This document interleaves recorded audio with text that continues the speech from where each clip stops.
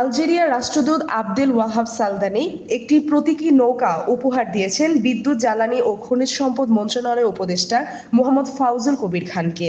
বিষয়টি নিয়ে সামাজিক যোগাযোগ মাধ্যমে চলছে আলোচনা। এই ব্যাপারে জনমত জানতে চেয়েছেন ফাউজুল কবির খান। রোববার সকালে নিজের ফেসবুক প্রোফাইলে জনমত জানতে চেয়ে একটি পোস্ট দেন তিনি। ফেসবুক পোস্টে তিনি লেখেন, গত ১ নভেম্বর সন্ধ্যায় আলজেরিয়ার জাতীয় দিবসে আমি পররাষ্ট্র মন্ত্রণালয়ের মনোনয়নক্রমে প্রধান অতিথি হিসেবে যোগ দিই। অনুষ্ঠানে আমাকে পালতোলা দাঁড় পরিচালনাকারী মাঝি সহ নৌকার প্রতিকৃতি উপহার হিসেবে দেওয়া হয়। কূটনৈতিক সৌজন্যতা বশত আমি তা গ্রহণ করি। উপহারটিতে দূতাবাসের নাম লিখিত আছে। লক্ষ্য করুন, এটার সঙ্গে আওয়ামী লীগের নির্বাচনী প্রতীকের কোনো মিল নাই। এখন আমি আলজেরিয়ার দূতাবাসে ফেরত পাঠাতে পারি। এটা অসৌজন্যমূলক এবং হীনমন্যতা প্রসূত হবে।